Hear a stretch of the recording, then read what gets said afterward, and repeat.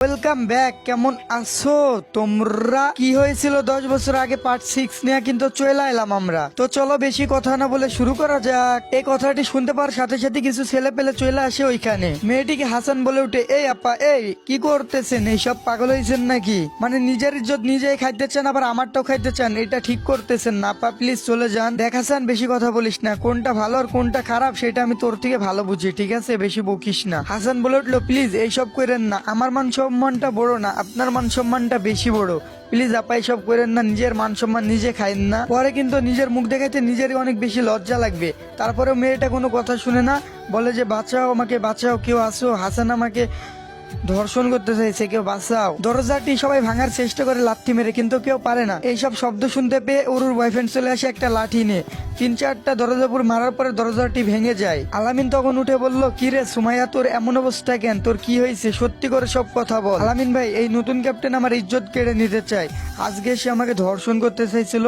এর আগেও আমাকে বলছে যে আমি কলেজের নতুন ক্যাপ্টেন, আমার সাথে রুম ডেটে চলো। আলামিন বলল, যা বলতেছিস সব সত্যি বলতেছিস? মেয়েটি বলল, আমাকে আরো অনেক কিছু বলছে যে এটা আমি তোমাদেরকে বলতে পারবো না। হাসান বলে উঠলো, না না না, সব মিথ্যা বলতেছে। মেয়েটি যা বলতেছে সব মিথ্যা কথা বানিয়ে বলতেছে। ও নিজের কাপড় নিজেই ছিঁড়ছে।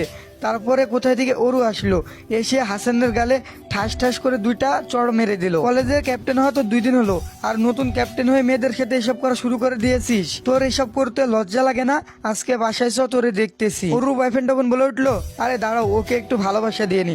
যখনই লাঠি দিয়ে হাসানকে মারতে যাবে, হাসান লাঠি দিয়ে ধরে ফেলে এবং ওরুর বয়ফ্রেন্ডকে উল্টা মেরে মাটিতে ফেলে দেয়। তখন হাসান বলে উঠলো, ওরু বিশ্বাস করো, এই মেয়ের সাথে আমি কিচ্ছু করিনি। এই মেয়েটা আমাকে ফাঁসাইতেছে। ও নিজের জামা নিজেই ছিঁড়ে আবার তোমাদেরকে ডাকতেছে। আমি কিছুই করিনি, আমি নির্দোষ। তখন ওরুর বয়ফ্রেন্ড বলে, এই চাকরে বাচ্চা, তুই আমাকে মারলি আবার মিথ্যা কথা বলতেছিস? তখন ওরুর বয়ফ্রেন্ড উঠে বলে, তুই আমাকে মারতি না, ঠিক আছে? যদি সত্য কথা বলতি, তুই সহ্য করতে পারছিস না মিথ্যা কথা বলাই তো তুই আমাকে হাত তুললি। তখন হাসান বলে উঠলো, যে মিথ্যা কথা বলে তাকেই তো মারে, তুই আমাকে পাগল পাইছিস? কিন্তু তখন হাসানের বিপক্ষে সবাই যাইতে থাকে, কারণ কলেজের ক্যাপ্টেন নিচে, তাতে কি? তাই বলে কি সবার সাথে অসভ্যতা আমি করবে? একজনের হাতে থেকে মুক্তি পেয়ে ভাবছিলাম আরেকজন শান্তি দিবে, কিন্তু আরেকজনও নষ্ট আমি করতেছে। সবাই হাসানকে বলতেছিল, সি হাসান সি, তোমাকে আমরা সবাই ভালো ছেলে মনে করতাম, কিন্তু তুমি এতটা খারাপ জানতাম না। সি হাসান সি। সবার সি করা শুনে অঙ্ক ক্লাসের স্যার বাইরে এসে সবকিছু শুনে স্যার একেবারে চুপ হয়ে যায়। স্যার ভাবে, যাকে আমি বিশ্বাস করে ক্যাপ্টেন বানাইলাম সেই এমন ছেলে। কিছুক্ষণ যার পরে স্যার বলে উঠলো, সি হাসান, তোমার কাছে এটা আমি কখনোই আশা করি নাই। তোমাকে আমি ক্যাপ্টেন বানালাম পুরো কলেজের, আর তুমি এমনটা করতে পারলে, আমার বিশ্বাসটা ভেঙে দিলে। হাসান বলল, স্যার বিশ্বাস করেন, আমি কিছুই করি নাই, প্রমাণ দিতে পারবো। হাসান তখন মেয়েটাকে উদ্দেশ্য করে বলল, আপু, আমি যদি প্রমাণগুলো দিই তোমার মান সম্মান কিছু থাকবে না, তুমি কারোর সামনে মুখ দেখাতে পারবে না। মেয়েটি বলে উঠলো, তুই নিজেই দোষ করবি, নিজেই খারাপ কাজ করবি, আবার বলবি প্রমাণ দিবি? যদি পারিস প্রমাণ দিয়ে দেখা যে তুই নির্দোষ।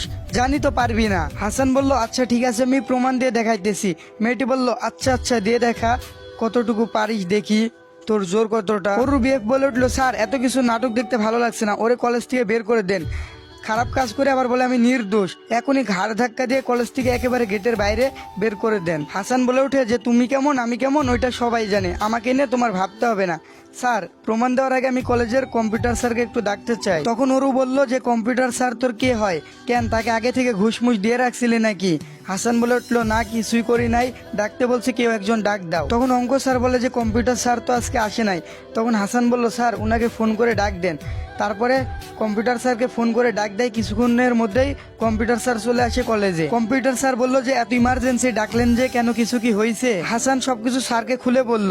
তারপরে স্যারের মাথা পুরা গরম হয়ে গেল, স্যার অনেক রেগে গেল। হাসান বলে উঠলো, স্যার আমি আর আপনি যে 5-6 দিন আগে সিসি ক্যামেরা লাগাইছি লাইব্রেরির, ওইটার ফুটেজটা দেখান তো। ওরু বিয়ে ফুটে বলল, যে কি সিসি ক্যামেরা কবে লাগানো হলো আর আমাদেরকে বলা হয়নি কেন? হাসান বলে উঠলো, সবকিছু কিছুক্ষণ পরে জানতে পারবা, অত প্যারা নিও না। হাসানের কথা শুনে সবাই অবাক হয়ে যায়, কারণ কলেজের কোথাও সিসি ক্যামেরা লাগানো নাই, কিন্তু লাইব্রেরিতে হঠাৎ কেন সিসি ক্যামেরা লাগানো হলো? এটা শুনে সবার মাথা ঘুরে যায়। তো কিছুক্ষণ পরে কম্পিউটার স্যার আর হাসান প্রজেক্টরে সবকিছু চেক করতে থাকে। দেখতে পেল যে লাইব্রেরির ভিতরে একটা মেয়ে নিজে থেকে এসে ঢুকে পড়ে। হাসান বই পড়তেছিল, মেয়েটা এসে নিজের জামা নিজে ছিঁড়তে লাগে। এটা দেখতে পেয়ে পুরো কলেজের মানুষ সবকিছু জেনে যায় এবং হইচই শুরু হয়ে যায়। হাসান বলল, এবার কি সবার আমার উপর থেকে ভুল ভাঙছে?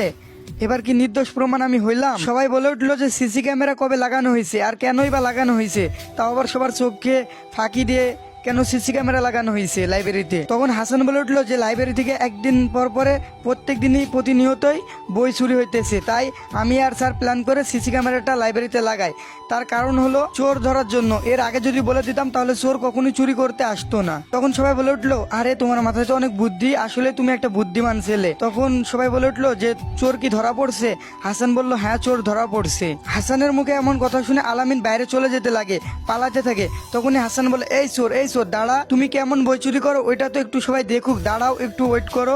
তখন আলামিন বলে উঠলো একদম মুখ সামলে কথা বল হাসান বলে উঠলো চোরকে আমি সবসময় চোর বলার ক্ষমতা রাখি, আর চোরদেরকে আমি কখনো রেসপেক্ট করি না ভালো মানুষ ছাড়া। আর তুমি খুব দাফাইতেছো তাই না, দাঁড়াও তোমাকে আমি প্রমাণ দিতেছি, তারপরে তোমার দাফানো ঠিক হয়ে যাবে। হাসান প্রজেক্টর অন করে সবাইকে বলে এদিকে তাকাও। সবাই ওই দিকে তাকায়। তখন দেখে যে আলামিন বই চুরি করতেছে, তবে প্রায় সময় বই চুরি করে, একদিন নয় প্রায় সময়ই। তখন সবাই আলামিনের বই চুরি করা দেখে হাসতে লাগে আর বলে যে চোর কে চোর? আলামিন চোর। সবাই তখন জোরে হাসি দেয়। আর এই লাইব্রেরির যত বই চুরি হয় সব বই আলামিন বাইরে পাচার করে দেয়, অন্যদের কাছে বিক্রি করে দেয়। সবাই চোর বলাতে আলামিনের অনেক রাগ ধরে যায়। কিছুক্ষণ পরে ওরু এসে আলামিনের হাত ধরে আলামিনকে বলে চলো বাইরে যাই, দিয়ে আলামিনের হাত ধরে বাইরে নিয়ে যেতে যায়। তখনই অরুর হাত ধরে হাসান বলে আরে ম্যাডাম দাঁড়াও, কই যাও? আরো কিছু প্রমাণ দেখাবো, ওইগুলা তো দেখে যাও। অরু আর আলামিন না চাইলেও থাকা লাগলো তারে। তখন হাসান বলল এই যে আপামনি, আপনিও তো অনেক ভালো গেম খেলতে পারেন, আমার সাথে এসে লাইব্রেরির ভিতরে যা বড় গেমটা খেললেন, যদি সিসি ক্যামেরা না থাকতো তাহলে তো আমি বিপদে পড়ে যেতাম। এবার সত্য কথাটা বলেন আপামনি, সবাই এখন জানতে চাই। তো সবাই বলে জানতে চাই। এখন আপনারা যদি পার্ট 6 চান তাহলে অবশ্যই সত্যটা জানতে পারবেন, সবাই কমেন্টে জানাই দেন। আর এখানে আমি ভিডিও দিয়ে শান্তি পাইতেছি না, কারণ ক্লিপ অনেক ছোট হয়ে যাইতেছে, তাই একটা ইউটিউব চ্যানেল খুলবো খুব তাড়াতাড়ি, আপনারাও বলছেন। তো আজকের মতো আল্লাহ হাফেজ, সবাই ভালো থাকবেন, সুস্থ থাকবেন।